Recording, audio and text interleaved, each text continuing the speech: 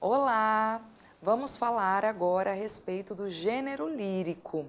Entre todos os gêneros literários, nós temos o épico, o lírico e o dramático, e depois entra o narrativo, beleza? O gênero lírico tem algumas peculiaridades e nós precisamos, nesse caso, saber a respeito dessas peculiaridades, porque muitas provas por aí vão nos cobrar a respeito dessas particularidades, da escansão, da metrificação, da rima, do ritmo. Você acha muitas vezes que o gênero lírico não faz parte da sua vida. Você acredita que para que ele faça parte do seu cotidiano, você precisa estar no ambiente escolar. Mas não, você não precisa necessariamente estar em contato com poemas, estar em contato com a poesia para que o gênero lírico faça parte da sua vida, tá? Ele está mais constante na sua vida, por quê? Porque você ouve música. Por exemplo, na música nós temos ritmo, nós temos rima, nós temos compassos e tudo isso faz parte do gênero lírico. Quando ele foi criado, inclusive, ele foi criado na música. Olha só aqui na imagem que eu coloquei para vocês, uma lira. O que é essa lira? A lira significa que esse gênero lírico surge com o intuito de distrair os pastores gregos lá na antiguidade. Eles não tinham muito o que fazer porque ficavam lá pastoreando os animais, então eles pegavam essa lira e levavam lá para o meio do campo. Ficavam tocando essa lira e como boa parte deles não tinha esse acesso à escrita, eles começavam a criar músicas orais, né? Só na oralidade. Ou seja, eles não escreviam essas músicas. Como é que eles faziam para que essas músicas colassem na cabeça? Logicamente, eles se utilizavam de algumas técnicas. E quais eram? Eles se utilizavam do ritmo, se utilizavam da repetição de palavras. Mas espera aí, será que as músicas que nós ouvimos hoje não tem nada a ver com isso? Você já se pegou cantando uma música que talvez você nem goste, a chamada música chiclete, não é? Essa música chiclete tem que características? Tem ritmo, tem rima, tem repetições e ela também tem uma facilidade, ela tem uma métrica fácil, ela tem uma constância. Isso faz com que você grude tudo isso na cabeça e por isso você não consegue tirar da cabeça aquela música do jingle do supermercado ou mesmo aquele funk que você ouviu em algum lugar, beleza? Isso é uma característica do gênero lírico. Então, ele faz mais parte da sua vida do que você realmente imagina, beleza? Vamos lá falar a respeito da teoria desse gênero lírico? Olha só, gente, nas características desse gênero, o que nós vamos ter obrigatoriamente? O gênero lírico, a poesia, o poema. Ah, mas você está falando poesia e poema. Qual a diferença entre poema e poesia? Gente, poema é unidade física, tá? Então, se você vê algo escrito em versos, em estrofes, isso vai ser um poema. Não necessariamente o poema precisa ter aquela sonoridade, ele precisa ter uma subjetividade, é só unidade física, verso, estrofe, poema, acabou. Agora, quando nós falamos de poesia, a poesia está relacionada a um sentido, a uma subjetividade, a função emotiva, principalmente. O que é a função emotiva? Eu falar o que eu sinto, eu falar o que eu penso, eu falar o que naquele momento está me acometendo. Então, isso é uma característica da poesia, o sentimento. Geralmente, o poema e a poesia estão atrelados. Em outros casos, pode acontecer de um poema relatar um fato e não ter nada de poético nele, não ter nada de subjetivo, não ter nada de expressão de um sentimento. E pode acontecer também da poesia estar em uma prosa. Um exemplo clássico é uma obra chamada Iracema, do José de Alencar. Quando lida essa obra, enfatiza pra gente que a linguagem dela, embora esteja escrita em prosa, embora seja escrita em parágrafos, tem como característica uma expressão mais subjetiva. Ah, mas você está falando de subjetividade. O que é subjetividade? É quando você precisa interpretar aquilo que está sendo dito, tá bem? Então, poema é unidade física, Poesia vai ser o sentido que aquele texto tem. Não necessariamente a poesia está só no poema, ela está também na prosa e em vários outros textos que você encontra no nosso cotidiano. Tudo bem? Gente, quais são as características desse gênero lírico? Eu coloquei algumas características aqui e elas estão relacionadas a exatamente isso que eu estou falando com vocês. E quem faz poesia? Quem vai fazer a poesia? Logicamente é o autor da poesia, porém, quem é o eu da poesia? Quem é a entidade que faz a poesia? É uma entidade, porque assume-se uma personalidade para fazer a poesia. Vai ser o chamado eu lírico. Quem é o eu lírico? O eu lírico é a voz do poema, tá, gente? Então não existe, por exemplo, quando você estiver fazendo alguma questão, cuidado com isso, não vai existir lá, o autor do poema quer dizer. Existe geralmente o eu lírico se expressou de tal maneira, tá? Então o eu lírico sempre vai ser essa voz do poema. Guarde isso, beleza? Quando se fala a respeito da estrutura do poema, nós temos obrigatoriamente o verso e a estrofe, tá? O que é o verso? O verso é a linha do poema. E a estrofe, gente, vai ser o parágrafo do poema. Conseguiram entender mais ou menos? Daqui a pouco nós vamos ver alguns poemas e isso vai ficar mais claro para você, tá? Então, o verso vai ser a linhazinha do poema e a estrofe o parágrafo, ou seja, um conjunto de versos. Vai ter versos de todo tipo, vai ter estrofe de todo tipo, em extensão, em quantidade, e isso é assunto mais para diante, tá? Para outro momento. Olha só, gente, dentro do verso e da estrofe, o que nós vamos ter?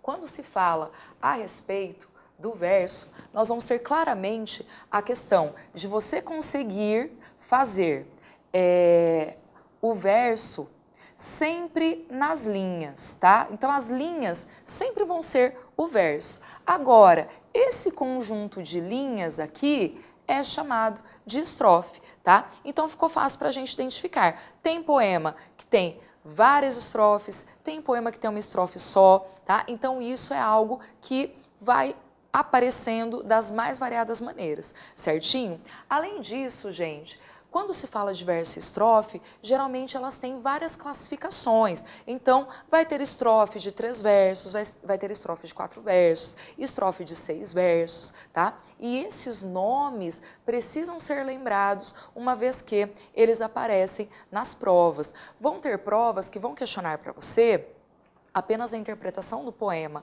O Enem é um caso desses.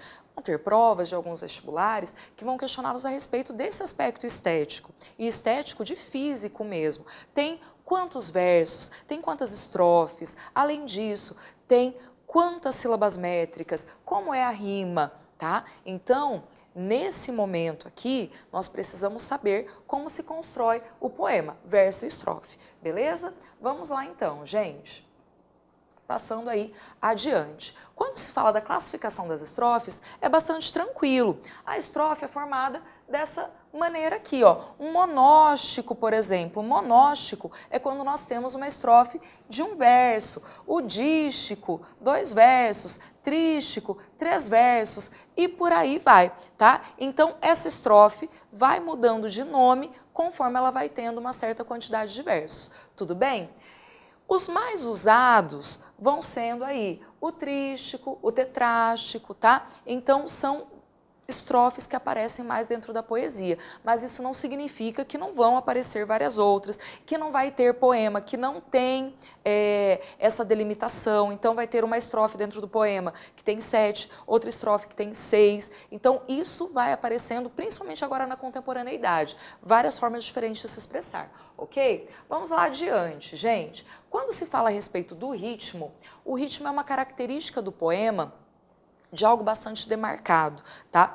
Tem poemas e tem músicas também que a característica principal vai ser o ritmo. Por exemplo, tem poemas que demarcam uma valsa, tá? Tem um poema, por exemplo, do Castro Alves, outro do Casimiro de Abreu, ou ainda outro poema do Gonçalves Dias, que vão ter ritmos diferentes. Um tem ritmo de valsa, outro vai ter um ritmo que parece som de tambores. O Gonçalves Dias gosta muito nos poemas indianistas de fazer esse som de tambores, tá? Ou ainda, o Castro Alves gosta de colocar algumas estrofes em que o ritmo é mais acelerado, outras estrofes que o ritmo é mais constante. E na poesia contemporânea isso aparece um monte. É só lembrar da música, como eu falei, tá? A questão do ritmo é algo que, tanto no poema quanto na música, caracteriza essa maneira de colar aqui na cabeça, de colar no ouvido, ok? Vamos adiante, gente.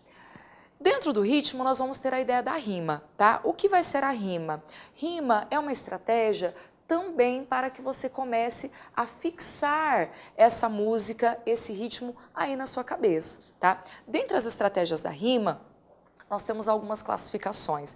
Quando se fala de classificação de rima, é bastante evidente que nós temos algumas classificações que são mais para que o indivíduo fixe isso na cabeça, tá? E tem outras classificações que são mais para uma questão estética dentro da poesia.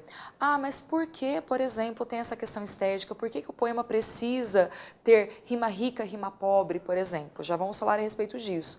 Porque teve momentos dentro da literatura, teve momentos dentro da arte em que tudo era muito cartesiano, tudo era muito certinho.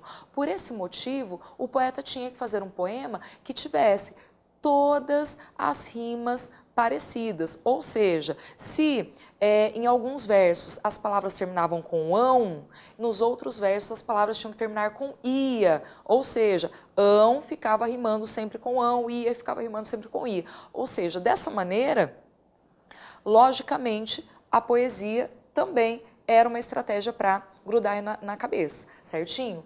Gente, então o que vai ser a rima? Primeiro, geralmente ensinam pra gente que a rima é uma unidade fonética igual a outra unidade fonética. Por exemplo, pão rima com irmão, tá? Isso é a rima mais comum, beleza? Porém, nós vamos ter exemplos como letras que vão rimando. Exemplozinho, falei para vocês do pão, então o pão rima com irmão. Esse modelo de rima aqui é super conhecido, porque nós temos aqui, ó, ão e ão. Porém, nós vamos ter exemplos de rima em que apenas as vogais e a vogal que é mais forte vão rimar, tá? Boa e boca, por exemplo. Tá? Ah, professora, mas o B não rima? Não. O A não rima? Não. Nesse caso, essa rima aqui é uma rima que vai acontecer entre as vogais que ficam mais evidentes, ou seja, as vogais que têm um som mais forte. Então, boa, boca. Eles ficam bem evidentes, bem claros aqui. Então, esse é outro tipo de rima. Ah, mas essa eu nunca aprendi. Geralmente esse tipo de rima não aparece muito no cotidiano, não aparece muito nas cobranças de provas, ou mesmo não é muito falado no próprio ensino médio. Mas vai que aparece numa prova. É bom você saber, ok? Falando ainda a respeito dessa classificação das rimas, nós vamos ter a rima rica, a rima pobre, a rima rara e a rima preciosa. Ah, mas para que tudo isso? Como eu disse para vocês, antigamente os poetas faziam competições para ver quem fazia a rima mais difícil, mais elaborada, tá? Primeira estratégia deles foi, vamos fazer rimas. Então eles começaram a fazer rimas que eram pobres. O que é rima pobre, gente? A rima pobre é quando você escreve palavras ou mesmo rima palavras com a mesma classe gramatical, tá? O que é a mesma classe gramatical? Por exemplo, coração, tá rimando aqui, ó, coração e razão. Coração vai ser um substantivo, tá? É um substantivo. A razão também é um substantivo. Logicamente, se nós temos duas palavras com a mesma classe gramatical, já é uma rima pobre. Ela não é muito valorizada dentro da poesia. O mesmo caso aqui com os verbos. Olha só, dizer, fazer. Tá? Então, nós temos o zer e o zer rimam, são rimas muito parecidas, tá? Das mais tradicionais, contudo, elas não são muito valorizadas, porque dizer e fazer é uma rima entre verbos, entre classes gramaticais iguais.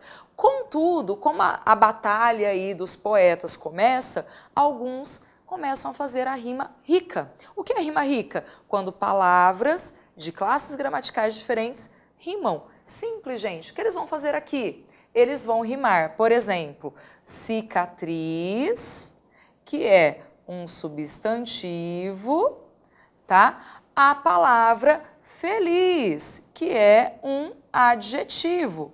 Ou seja, rimando substantivo com adjetivo, nós já temos uma rima rica, tá? Então, esse poeta que fez a rima rica já ganhou do poeta que fez a rima pobre. Outro exemplozinho, olha só, cantar, o verbo, e mar, substantivo.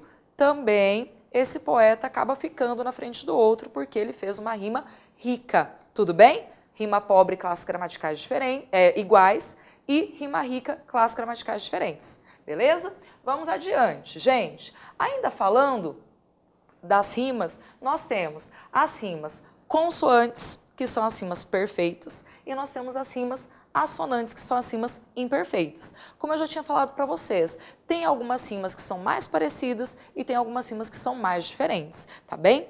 Olha só, a rima consoante, que é perfeita, é aquela que você aprendeu lá no fundamental, tá? Que a tia lá do fundamental falava para você, olha, isso é rima, tá? Nesse caso, ó, bola, escola, amigas, olha só, amigas antigas, elas se parecem, são quase iguais, tá? E a rima assonante? A rima assonante, ela vai ser um pouquinho diferente, mas mesmo assim o som lembra. Olha só, bailarinas, raparigas. O que nós vemos aqui? Nós vemos bailarinas, raparigas, inas, igas. Ó, esse I ficou bem evidente e o as ficou bem evidente. Então, é uma rima mais imperfeita, mais assonante, mas isso não significa que ela não deixe de rimar, tá? A mesma coisa, espelho, zelo, tá? Choro, imploro,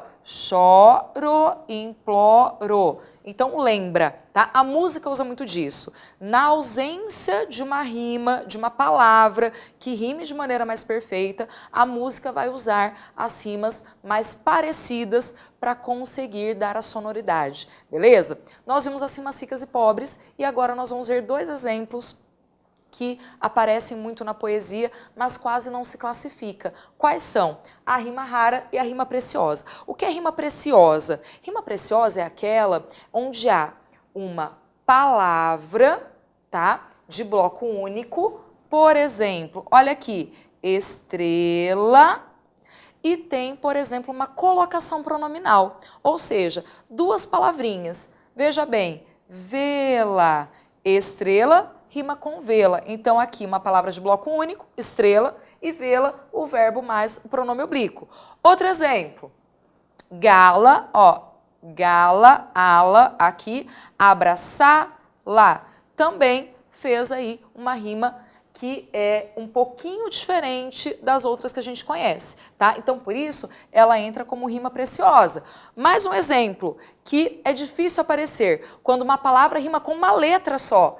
Emudece, rimando com apenas a letra S. Rima preciosa. Ah, mas a rima rara? Rima rara é muito fácil de identificar. Depende um pouquinho do léxico, né? Do vocabulário que você tem. Esse vocabulário mais antigo, aquele vocabulário lá do fundão do dicionário, aquele que pouca gente usa, quando aparece na poesia, forma o que a gente chama de rima rara. Então, palavras raras formam rimas raras. Ah, mas precisa ser duas palavras raras? Não necessariamente. Podem ser aí uma palavra normal, tá? E uma palavra rara. Nesse caso aqui, cisne, tá? Cisne é uma palavra rara que vai rimar com a palavra cisne, que é uma palavra comum. Outro caso, moderno, você usa moderno todo dia, que rima com odierno, tá? Então, odierno é uma palavra que praticamente não se usa, né? Que significa atualmente. Então, quase não se usa o odierno. Então, moderno rimando com odierno vai ser uma rima rara. Tudo bem? Então, Rima rica, rima pobre, rima rara, rima preciosa, rima perfeita, rima imperfeita. Nesse caso aqui das rimas, o que nós precisamos lembrar sempre é: a rima é uma semelhança de sons. Vocês perceberam aqui que nem sempre a rima vai ser a escrita igualzinha. A rima está relacionada sempre com o som. Tudo bem? Vamos adiante, gente. Ainda falando da classificação posicional, ou seja, da posição dessa rima. Nós vamos ter vários tipos diferentes, tá? Dessas posições da rima. Por exemplo, nós temos a rima emparelhada. Mas o que é uma rima emparelhada? A rima emparelhada, gente, vai ser quando nós temos duas palavrinhas que têm a mesma terminação e mais duas palavrinhas com a mesma terminação. Não entendi. Vamos aqui, vou pegar exemplo bem simplesinho. Olha só, já peguei esse exemplo aqui, ó. Pão rima com irmão. Não falei já isso para você? Veja bem, e ainda eu coloco cria e dia. Como que eu vou classificar essas rimas? Você vem aqui, pão é a primeira palavra que aparece, então eu classifico como rima a, tá? Lembrando que aqui para trás tem o verso, tá? Essa aqui são as últimas palavrinhas de cada verso. Lembra que o verso é a linha do poema. Como pão e irmão são semelhantes em som, eu classifico como a. Tá vendo aqui, ó? A e a. Cria vai rimar com a palavra dia. Vem aqui, ó, temos B e B, tá? Então, essas rimas que são A, B, B, são chamadas de emparelhadas. Por quê? Porque elas estão aqui juntinhas, estão aqui parelhas, tá? Juntinhas elas são as rimas emparelhadas, beleza? Outro caso, quando as rimas são A, B, ou seja, inverte, né? Nós temos o A, depois o B, é como se fosse pão, cria, irmão e dia, nós vamos ter A, B, a rima alternada ou cruzada, tá bem?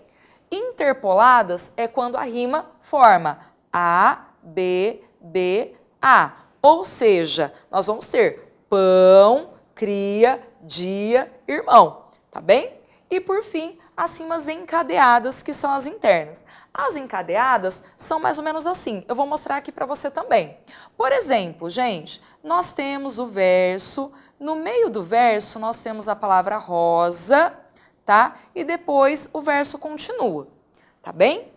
Depois nós temos o verso acontecendo, tá? E lá no final do verso seguinte tem venturosa, por exemplo. Olha só, nós temos aqui no meio do primeiro verso a palavra rosa e nós temos no final do segundo verso a palavra venturosa. Isso significa o quê? Que nós temos uma rima que vai ser encadeada, porque aqui dentro do verso tem a rima A minúsculo, sempre dentro do verso é A minúsculo. E fora do verso, ou seja, a rima externa vai ser A maiúsculo. E como vai ser essa rima? Azinho, azão, tá? Nos casos do poema ou da estrofe inteira ter essas características, pode ser, por exemplo, azão, azinho, azinho, azão, bezão, bezinho, tá? Então a rima pode se encadear. O que significa encadear? Tem dentro, tem fora, tem dentro. Tudo bem? Acabando agora com as rimas, nós já vimos uma boa parte do gênero lírico, ou seja, nós já vimos as características do gênero lírico, nós já vimos as características da rima, do ritmo, e aí, no próximo momento, nós vamos falar a respeito da métrica. Até mais!